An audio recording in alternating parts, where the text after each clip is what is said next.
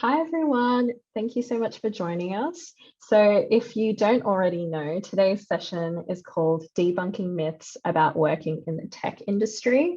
I think a small disclaimer as well is there are so many myths out there, so please don't take this discussion as an exhaustive list and as an exhaustive list of recommendations and advice. There's so much out there in terms of knowledge, resources, and recommendations, and we hope that this is one piece of a complimentary cake or pie of all the knowledge that you are able to take from events and workshops just like this one.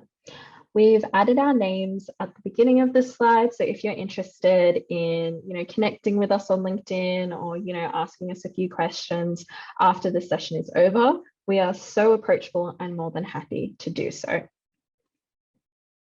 We always love to start our workshops and our presentations with a thank you.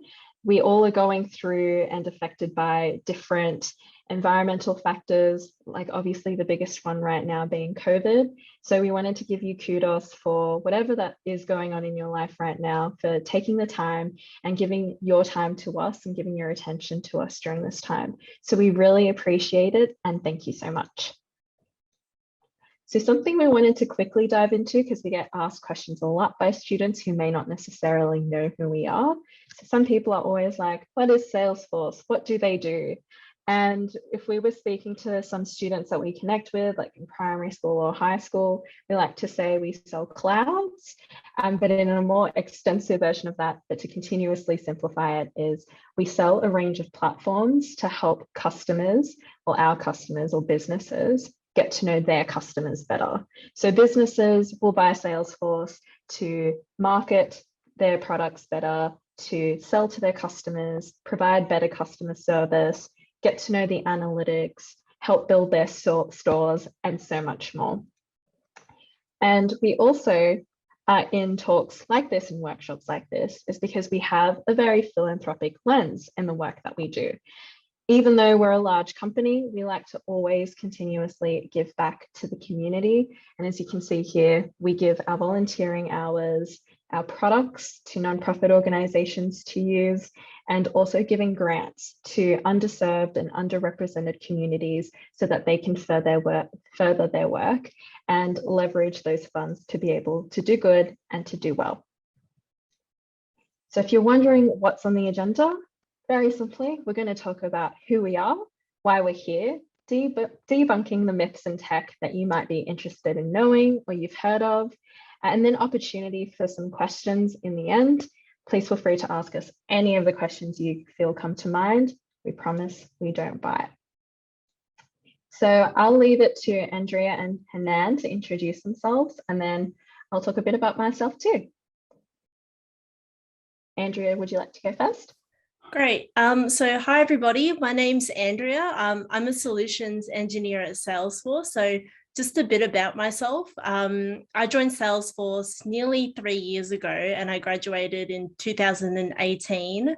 I did a Bachelor of Arts. I majored in media comms and I'm at Salesforce selling technology. So it's a very big jump from what I studied to what I'm doing at the moment.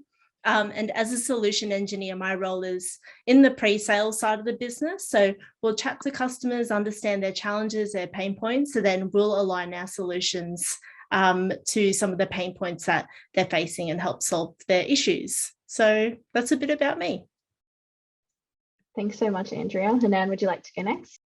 Sure thing. Hi, everyone. So my name is Hanan and I am an Associate Customer Success Manager. So like Andrea and Kim, my journey began in 2019. In 2018, I graduated with a Bachelor of Arts, majoring in social justice, and a Bachelor of Business, majoring in marketing. I pursued neither. I'm in a tech company, but life has a funny way of dealing you interesting cards. Nonetheless, I started the graduate program in 2019 as a success graduate, and I'm part of the post-sales team. So whilst Andrea and her team help solution the product, once the customer has purchased a product and they've started using it, they may come into challenges or they may, face certain roadblocks when it comes to adoption or just understanding how to drive further value out of it. And that's where me and my team come in to understand what are their specific challenges, what are those goals that they're working towards, and how can we help leverage the technology that they currently have to ascertain those strategic items that they have on their list. So yeah, that's a bit about me. Awesome. Thanks so much, Hanan. And so, yes, like Andrea and Hanan, my path was quite similar. I actually didn't come from a STEM background, and I am also working in tech. If you are sensing a common theme here, that might be a giveaway into what one of our myths that we will be discussing looks like or sounds like. I started my journey at university as well. I did a Bachelor of Commerce and Arts, and I also majored in marketing and international relations and politics, and I'm also working in tech. I actually almost didn't apply to the role in Salesforce that I first started out in, which, like Hanan, was in the customer success business unit. And it was as a customer success graduate and then later on as a manager. If for those of you who might be a little bit confused into what we're talking about, so if you could imagine that you're selling a product to someone where you first discover that someone may be interested in your product, there's a series of steps within a sales cycle where you can convert that person into a paying customer, or that organization into a paying customer. And so as a customer success manager, you're helping those people, those businesses, those customers really understand what they've paid for and be able to use it as much as possible. And then one day I was like, I volunteer so much within Salesforce, and I love volunteering so much that I spoke it into existence. And I was like, it would be really cool if I could join the philanthropy team. So something that's really interesting about some technology organizations or organizations in the tech industry is they may have a philanthropy team, or what's more commonly known as a corporate social responsibility arm or team that really focuses on giving back to the community in a variety of ways, whether it be through the environment, helping through education, and providing resources to underserved and underrepresented communities. And I help organize events like this. I help spread the word, demystify some myths, and help people really understand that, it doesn't really matter what your background is or where you come from. There will always be an opportunity for you to succeed in whatever path you choose for yourself. And I hail from southwestern Sydney, for those of you who may be joining in. Hanan and myself are from southwestern Sydney, and Andrea's joined us as a friend from Melbourne. So if you have any questions about anything, again, just want to put it out there, don't be afraid to ask us. So without further ado, let's jump into our first myth. We're going to be doing a very conversational chat. If you have any questions, I'm going to be monitoring the chat box as well, so I can bring them up, bring them into conversation. Don't feel shy at all. We're a really open group of people. And so here's our first myth. You need a background in technology to work for a technology company. So does anyone want to share their stories or, what they thought of when they were at uni? And we'll go from there. Yeah, sure.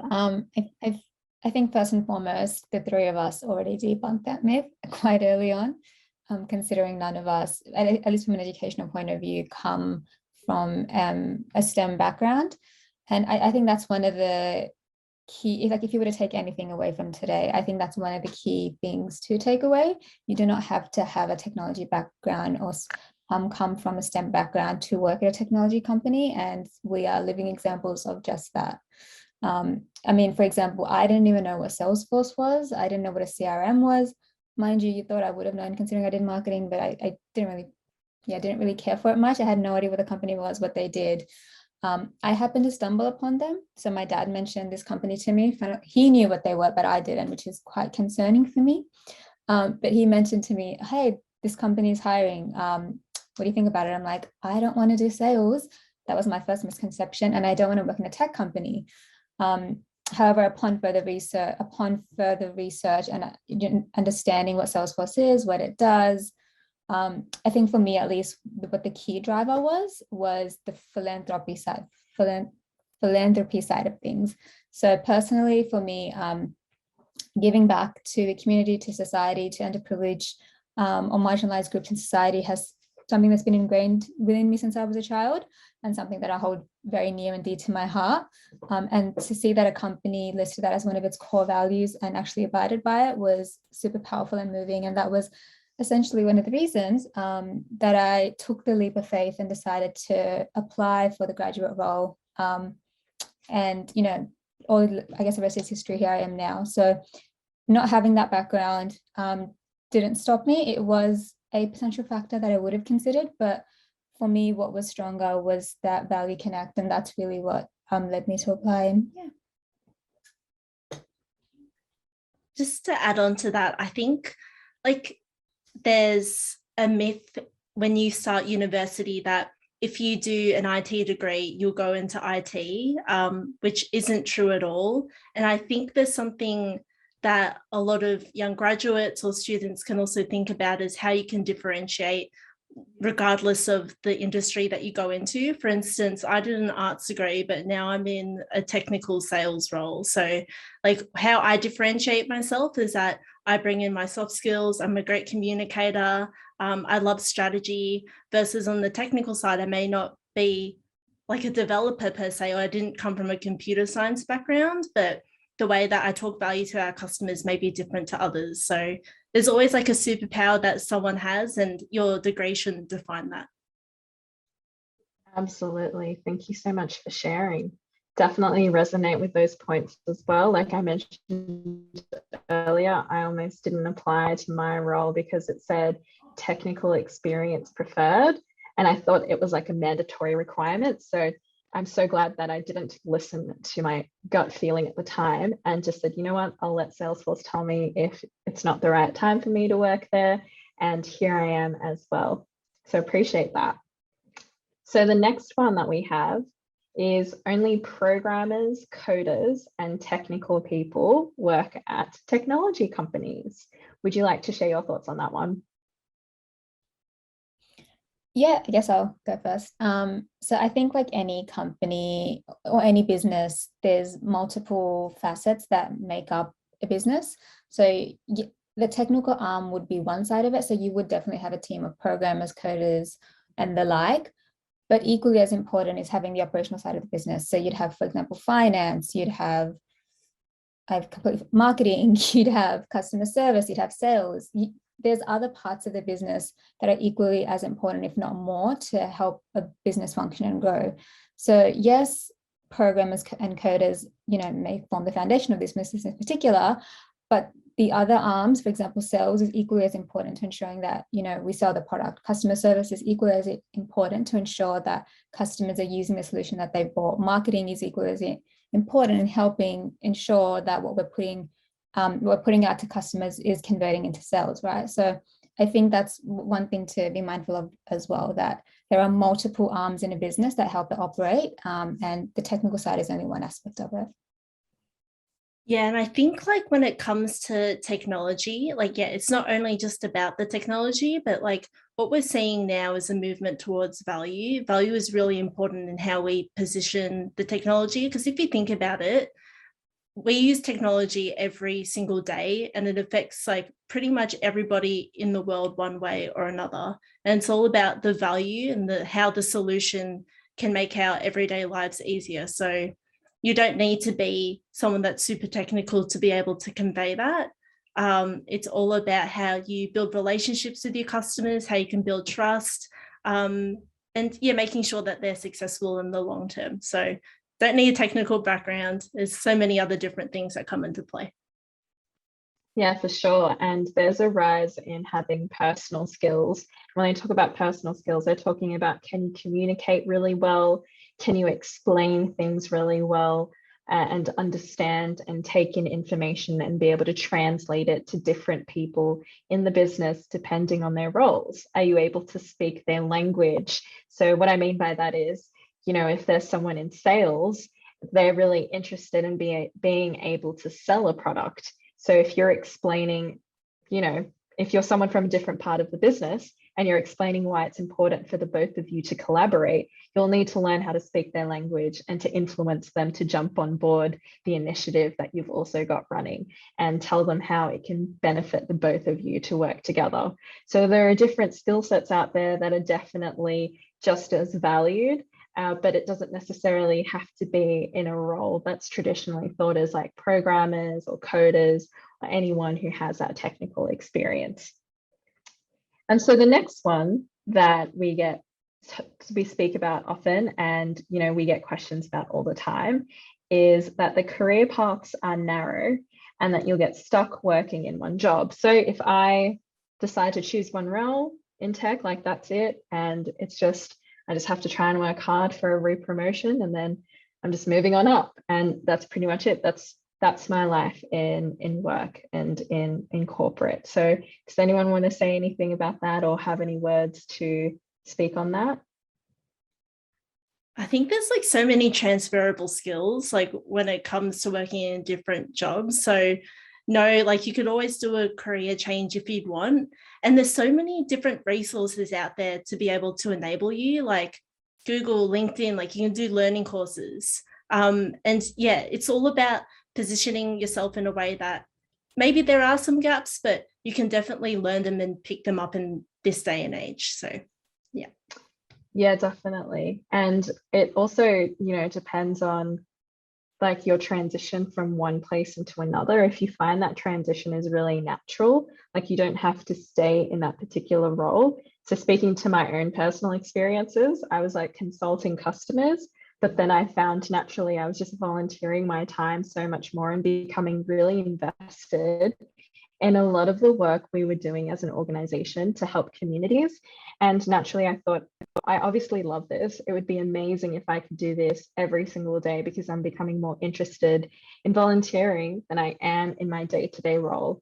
Like, let's see how we can make this happen. And so I already had skills that I was already leveraging that could be transferable into my next role.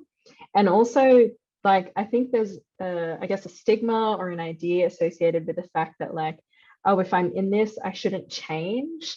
Like, maybe I'm really comfortable where I am, and it's really scary if I one day decide that I want to change like the role that I'm in and do something completely different. So let's just say I'm in philanthropy now, and tomorrow I want to wake up and say, oh, you know what? I really want to get on the phone with customers and sell products to them. Like, that is scary, but there is an opportunity there, obviously, provided if there's space for, extra headcount, they like to say, or space to take on extra people into that specific team that they're hiring for. But definitely do not discount the fact that there's a lot of opportunity for you to move between different career paths. And a lot of organizations, not just Salesforce, will help develop you as an individual to transition into something that you may like, or just help you build on your skill sets as well, if there's certain elements of your skill set that you want to grow. Do you have anything to add to this one, Hanan?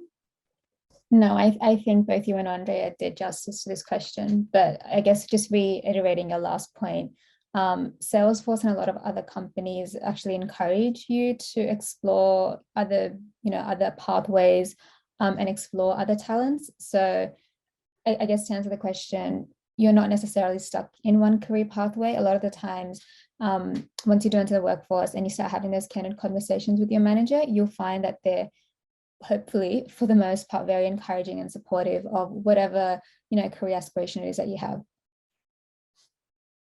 Yeah, for sure. Definitely agree with you. So the next one is, there is no room for creativity in the tech industry. Do you have an example, perhaps, of where you've had to be creative at work in your particular roles? Yeah, I can go for this one. So like coming from like a media comms background, initially, like I wanted to do marketing journalism straight out of uni.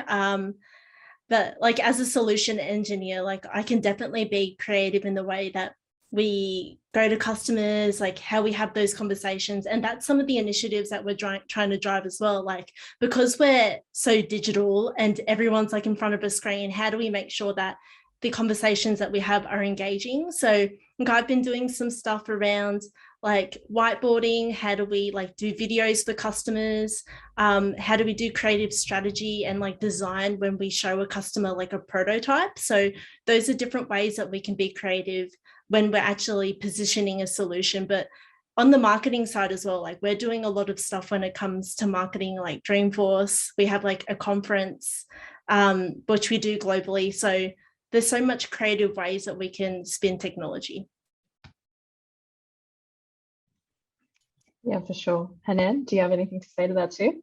I was just going to actually piggyback off what Andrea said. And if, for example, we take Dreamforce, which is our biggest pipe chain event of the year, what we did this year is actually introduce our Salesforce streaming service. So like Netflix, you can watch dramas on demand. Similarly, with Salesforce Plus, you are now able to watch curated content videos about products, about solutions, about industry specific content. And that's not something that we've done before. However, if we were to argue that there's no creativity in the tech industry, this is one prime example of how we've been able to debunk that myth and make, I guess, viewing what would be rather boring content a really fun way to engage with Salesforce. Yeah, definitely. And creativity doesn't have to be your traditional, I want to like make a presentation or I want to like prettify a certain document. Like creativity can be like you're in the heat of the moment, you've got a limited amount of time. What are you going to do to solve a particular problem when you're under pressure? Or if you're given a task, how do you do more with less? So you've got less resources. You've asked to say, for example, execute a program and there's not really much budget. So like, how do you convince other people to collaborate with you to continue or build on a program that can be delivered in the workplace, depending on your role and what's required of your role. So creativity isn't always in a traditional sense where we think of like, oh, artists or musicians or people in that sense. It can be presented in the workplace in other lenses as well. So if you're an individual who doesn't really like sitting behind a desk and just like typing away and staring at a computer screen, I can promise you there are different roles within different organizations in the tech industry that really demonstrate what it's like to be creative. Okay, so our next one is there is no support for women in tech. So the reason why this one was put up is I have a lot of questions about students who are at university, like, sometimes depending on what industry you're going into, it can be very male dominated, or what teams you go into can be very male dominated. And it is very intimidating for a lot of individuals who are going into that space. And for me, I think it was scary at first, but there's so much support, and depending on the organization that you're working for example, at Salesforce, it's a very open and supportive culture. So naturally, even your male colleagues are so supportive. I'll give an example of when we had a call with our CEO of Salesforce in Australia and New Zealand. And she's an awesome woman, Pip, and she was just speaking about her experiences. And I didn't have time to ask a question, and I thought I'd missed my opportunity. But it was actually a male colleague that messaged her and organized a time for just me and our CEO to talk and for me to ask that question to her. It was like a really quick 15-minute meeting, but for my male colleague to go in there and support me and vouch for me in a culture that tries to make sure that everyone is supported, no matter like your gender or your race or other backgrounds that differentiate you from other people. I think that's what's really important. And support isn't just the moral support that you get from your colleagues as well. It's also the different types of benefits that you get that support you once you start working at an organization. So in not just Salesforce, there are a lot of organizations out there that have, I guess, mechanisms and ways in which they can support you as an individual, particularly women. Hanan, Andrea, do you want to speak on that? I can go for this one. So yeah, like there's definitely support, and I think there's such a big community when it comes to women in technology. Like I volunteer for Women Who Code, even though I don't code to a degree. Like I think there's so many facets of tech, it's not just coding. But yeah, there's like so many community groups where you can meet other women in technology, understand what they're doing in tech, and build a network of people that you can build friendships on based on the industry that you're working in. So there's definitely support. And I feel like also being a woman in technology is really empowering as well.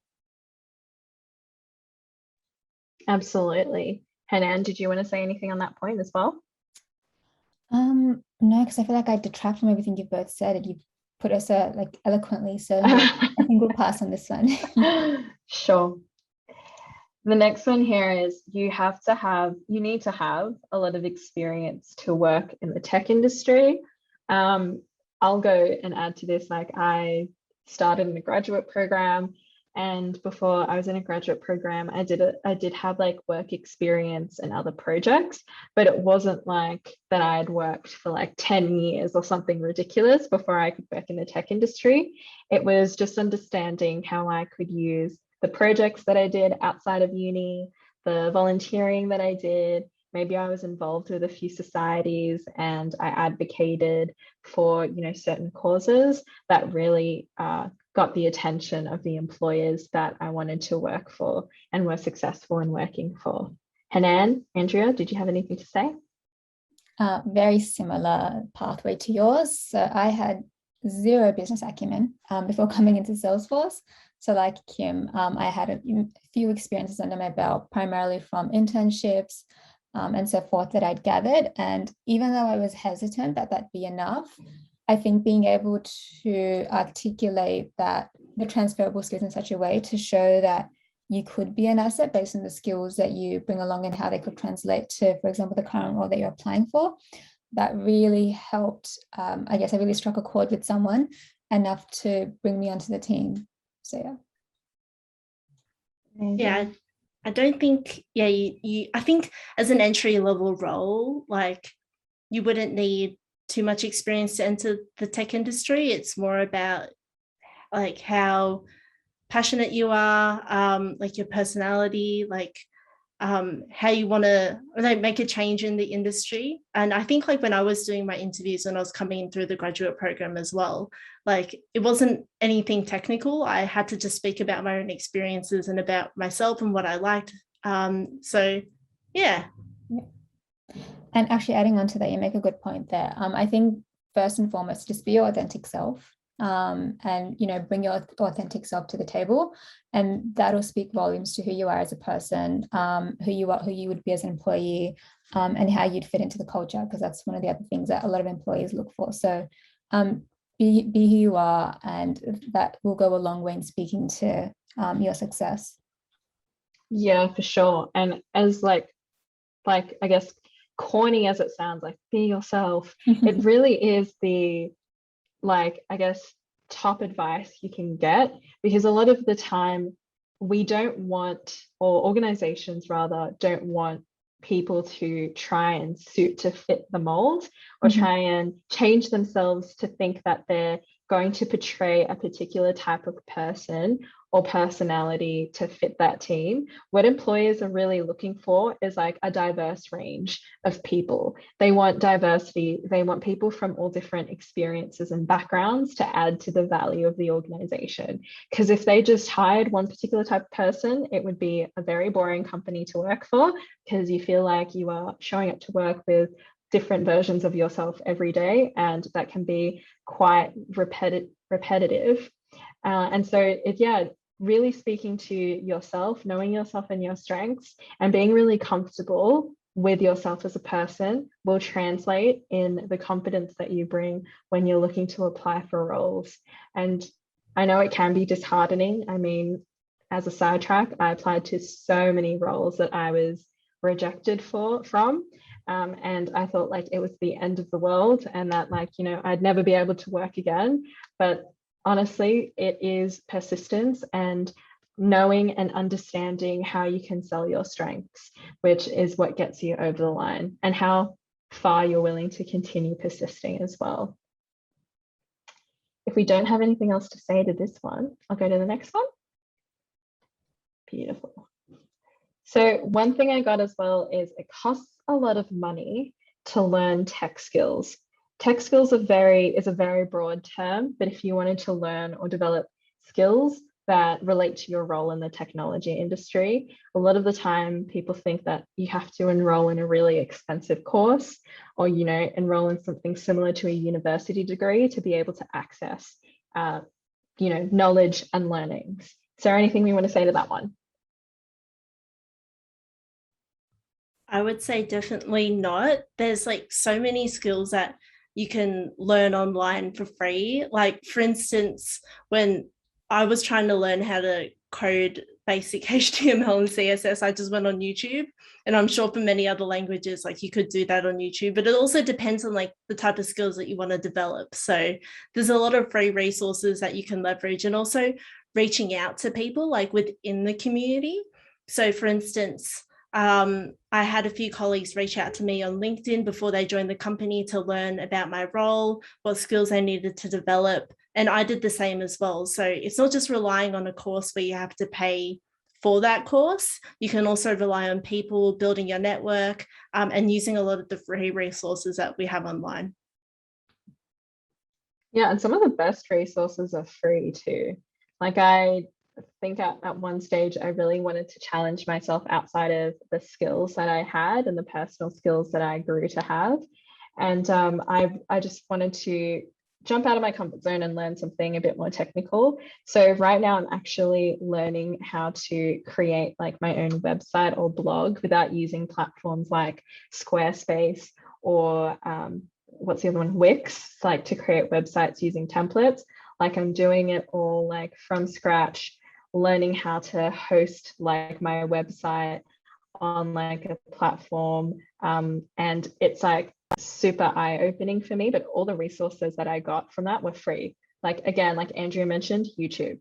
Like there are so many groups of people out there that are putting out content for free online, and even like events that walk you through doing certain things like community meetups and community events that you can attend that will take you through project-based learning. So for example, there are a lot of Salesforce community meetups where people want to build their skills on Salesforce, but it doesn't necessarily have to be Salesforce skills. There are so many different skill sets and groups out there that meet that want to share their learnings, and they most probably will give you, you know, links and resources and a whole document of how they learned new skill sets for free.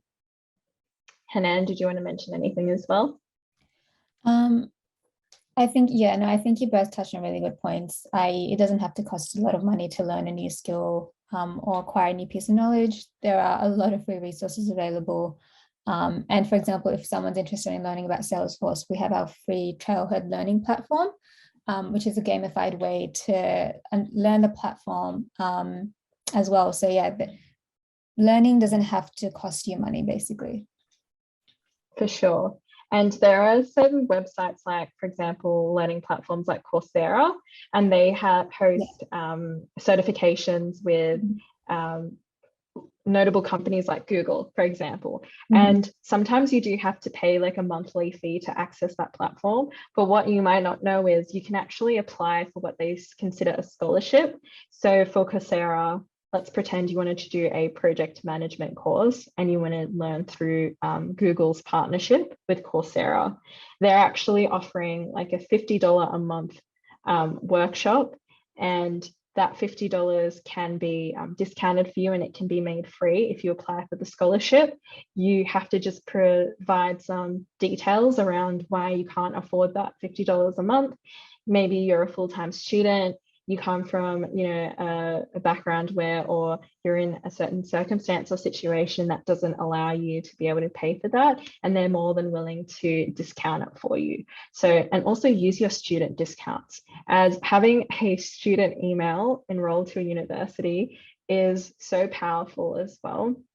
So for example, you can have free access to a suite of platforms and resources as well.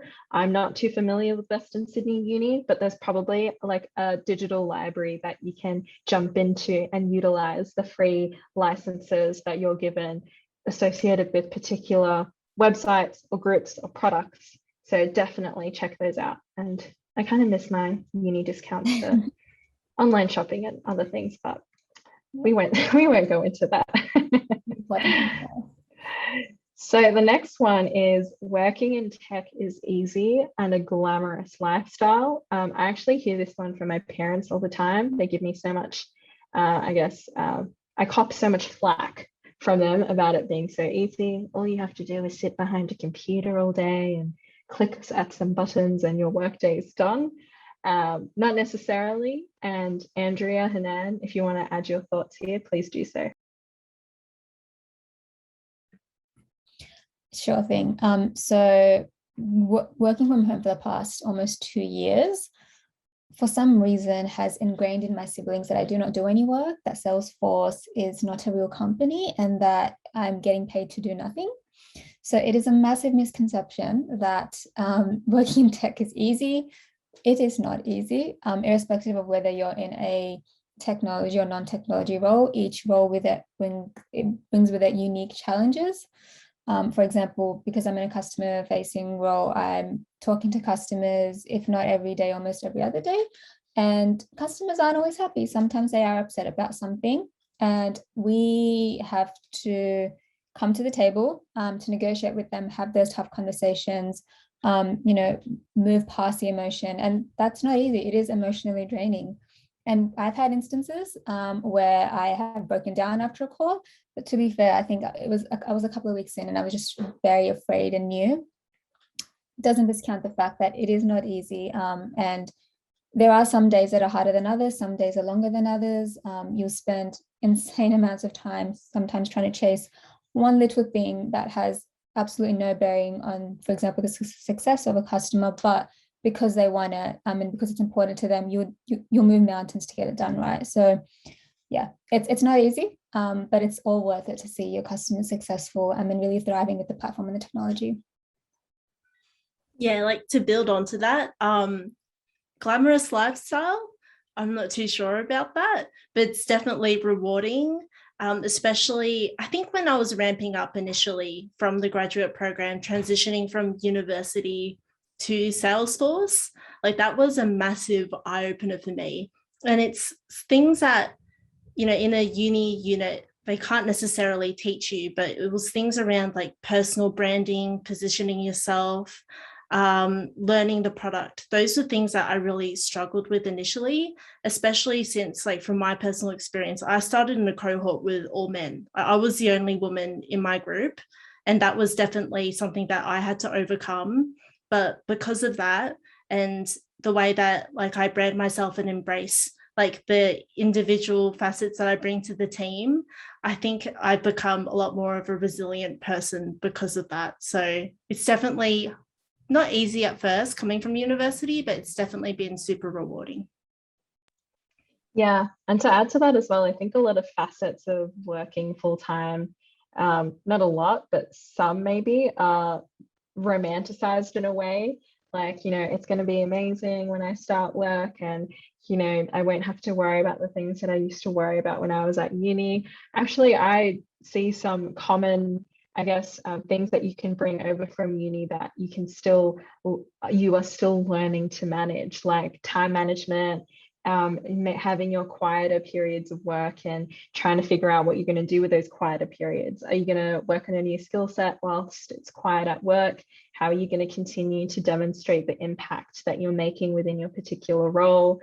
You're now also thinking about, how do I get noticed and how am I going to be noticed in terms of my work when I am looking to work towards a promotion? And so sometimes it's romanticized because of all the movies you may see or TV shows you may see on Netflix or other streaming services, but it really is a balance between the two. And whilst it's not necessarily the easiest, it also depends on the employer that you're working with, how supportive they are, what benefits you're given to help support you. So for example, we're really open about mental health and being supported at work. And so we have access to resources that will allow us to seek counseling services if we need it and other benefits such as carers leave. So, if we have someone in the family who relies on us as the main carer, we're more than welcome to take carers leave and to be able to use that leave to care for our family. So, not all companies have the equal amount of, benefits that they offer, but that's something to definitely consider when you're considering taking a role within the technology industry. It will be challenging, it will be rewarding, but also pay attention to the benefits and support that you will receive before you decide to jump into certain organizations or roles. And without further ado, let's go to this next one. We have two more. And this next one is, you need to be a certain type of person or have a certain type of personality to work in the tech industry. I think we covered a little bit of this one earlier, but do we want to chat a bit more about it?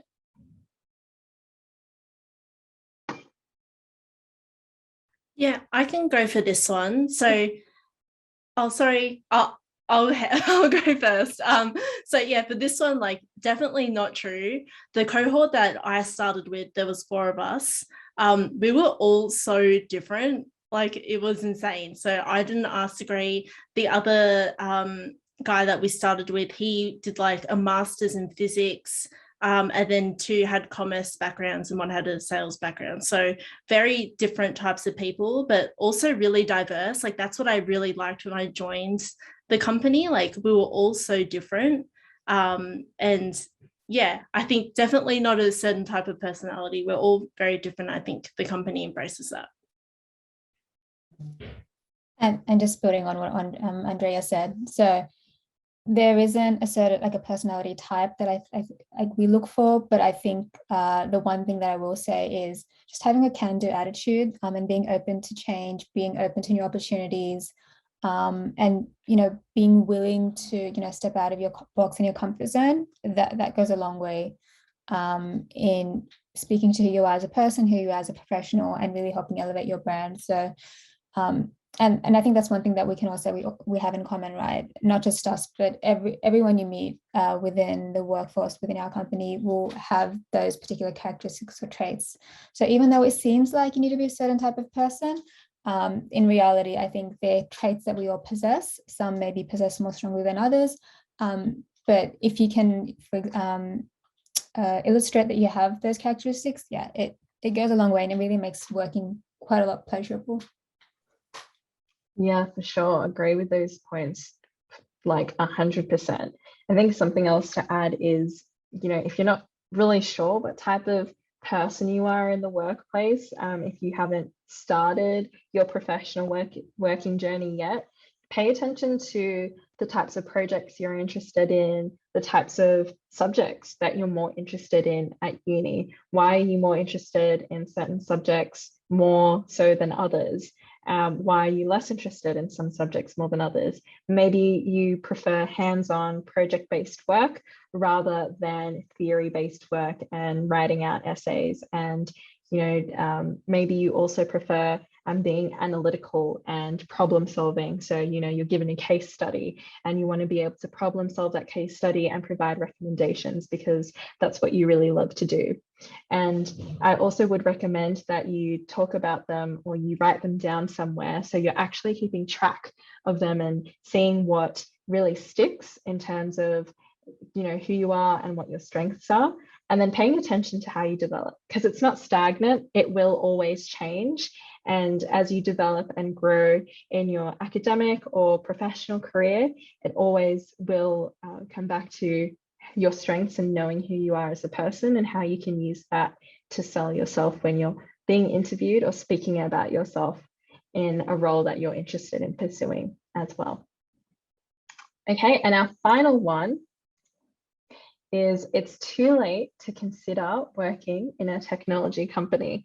And this comes from our a lot of people who are like, oh, I missed, your graduate window, or do you have any internships open? Like, I've missed those windows. I think I fell into the trap of thinking that if I didn't apply for a specific internship or grad role, like that was it, my opportunity to jump on the bandwagon, for lack of a better word, or to jump on the trail of working in a tech industry was over. Does anyone have anything to say for this one? Just to add on to that, like it's never too late, especially when like it doesn't matter what age you are, that you can always make a change. I think especially coming from like a university student's perspective or someone who's recently graduated, there's different cycles throughout the year, like when you apply. Like, for instance, I think the stereotype is that you apply in February and then you would typically get the role like mid-year, but there's so many other companies that are hiring throughout the year as well. So you can always apply and do different things. Like, for instance, I graduated mid-year and it took me a few months to get a role, but like I got it just in the nick of time. So it's never too late. And you can always build those skills while you're in university and while you're looking for a job. Yeah, and again, if I was to add anything to this as well, and taking from not an example of mine, but an example of someone I know, actually a sibling of mine. So they recently applied for an internship, and as part of the group interview or cohort, one of the individuals was actually someone middle-aged man who had his own business, and he recently just left that business, and he was looking to get an internship at Salesforce and exercise new skills and abilities. So I mean, if that's not an intangible example of you're never too late to work in the tech industry, I'm not sure what is. He was probably the oldest amongst all of the interns in that particular session. So yeah, age doesn't matter. It really comes down to what you care about and what you're passionate about. Yeah, for sure. Like, to add to that, I think in my cohort, I worked with someone who he went to uni, did like a commerce degree, majored in finance, went to work in a bank for 3 months and was like, I don't know what I'm doing here. So he went back to uni and decided to start all over again and study a computer science degree, and then came back into a grad program where he was like the eldest amongst our cohort, but not like, there wasn't a very vast age gap between like the different members within our cohort, but just enough for him to be able to notice the difference. And sometimes you can feel if you're having a change in a particular pathway of your life, it doesn't necessarily have to be professional. You can be a bit intimidated by the different age groups or age ranges. For example, if you're the youngest or you're the eldest, but it really is a testament to the fact that your growth in career progression or just your personal life isn't linear. So be prepared to be in different situations where your age is varied between the different people. But at the same time, age shouldn't matter.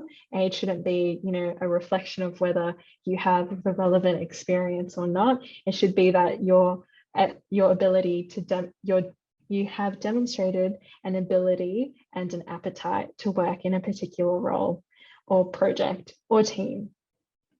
Yeah. And so with that, we come to finalizing our myths. We thought we'd narrow it down to 10. And now we have an opportunity for you, if you have any questions, to ask us any questions. Thank you, ladies. That was great, very insightful. Yes, so if anyone has a question, feel free to jump in, or I guess write in the chat box and I'll moderate all of those. I guess I have a question on my own. Maybe you can take us through your graduate program a little bit and tell us, a bit about when it opens, when it closes, what's the best time of the year, and what is Salesforce looking for in a resume, basically? Yeah, sure. I think I'll jump in here. Oh, 1 minute. Excuse me, I've been talking for so long. For our graduate roles, so we used to have graduate roles for customer success, but they're now they're now on an ongoing basis. So that particular role, they're called success guides. So they're particular people who work in a small team where they field through questions from our customers and queries. And then from that initial role, you will then develop your skills and continuously grow in that particular space in what we call our customer success group. But then we've also got other roles that are continuously open if you're interested in being in a sales role. So these are called business development associates, and we actually have that opened right now. So we have, I'm going to plug her name. So our Future Force recruiter, her name is Asma Zahid. She is always looking to connect with different people. So I'll put her name in the chat box. And if you're interested in chatting with her, she's more than happy to answer your questions. She's also running a range of Future Force events. And for those of you who don't know, by the way, Future Force is what we brand our graduate cohort and our graduate and intern, I guess, alumni. So we call it Future Force, but in essence, it's our grad and internships that we offer. And so they're on an ongoing basis. We don't necessarily have specific windows for them, but if I could pinpoint a time, it would be anywhere from like July towards the remainder of the year. Andrea, Hanan, am I missing anything? Just to plug, we're also hiring in the solutions engineering org for our graduate program, which is called the Emerging Solution Engineering Program. So yeah, there's always roles out and about for young talent within Salesforce. Yeah, and to answer the question in terms of like what Salesforce looking for, you know, what do they want to see on a resume? It depends on a range of factors. So like if you don't have much work experience, definitely highlight your project-based work. So what are you doing outside of your studies? So like if you're someone who's really interested in developing on their technical skills, then perhaps you've got a blog, and on that blog that you've created for yourself, you've got a suite of different mini projects that you're working on, whether it be, you know, you're building your own little calculator using Python, which is a coding language, or you've gone out of your way to create like a website, and this is the process in which you documented that website. It's really important to have project-based learning to try and complement where you think you lack. So if you're lacking in that work experience space, complement it with some project-based learning and demonstrated project-based learning. If you don't have any project-based learning, maybe you're really into volunteering and you're leading teams in volunteering, you're creating the flyers to try and what's what I'm looking for, to try and recruit volunteers, or you're creating your own programs to help the youth that were impacted by COVID within your community. And so you've created your own like homework group, or you're helping, you know, do some free tutoring for students. Everything counts. It depends on how you're presenting it on a resume. And I can't pinpoint and say a specific type of person that we're necessarily looking for. If you want more, I guess, concrete answers, you'd have to reach out to Asma and she'll be more than happy to answer those questions of yours. Thank you, Kim. And I'm guessing students can reach Asma on LinkedIn? That's right, on LinkedIn. Yeah. And you're more than welcome to reach us on LinkedIn as well. So Andrea, Hanan, and myself are more than happy to answer your questions. And I know we have 3 minutes left. If we don't have any questions, that's totally fine. I'm actually going to ask Andrea and Hanan a question to wrap up the session. And that would be, if you had to redo or restart your, I guess, career in tech, and you're like starting from scratch, what's a piece of advice that you would give yourself or to any of the people on this call to get started on their journey? This is going to sound so cliche. Have faith in yourself. I think one of the biggest things I struggled with personally was a sense of imposter syndrome. So I didn't feel like I was deserving of the role that I was in, given my lack of experience, lack of tenure, whatever you want to call it. And for a while, that really stuck with me, and it really impacted my ability to perform. Well, that's what I think, at least, to perform, have an impact, and make and build relationships internally and externally. So yeah, I think just having that faith and understanding that the fact that you've made it so far, it's because you have talent, you have potential, and you know that's been seen by someone. That's the one thing that I would probably, try and work on if I was to restart.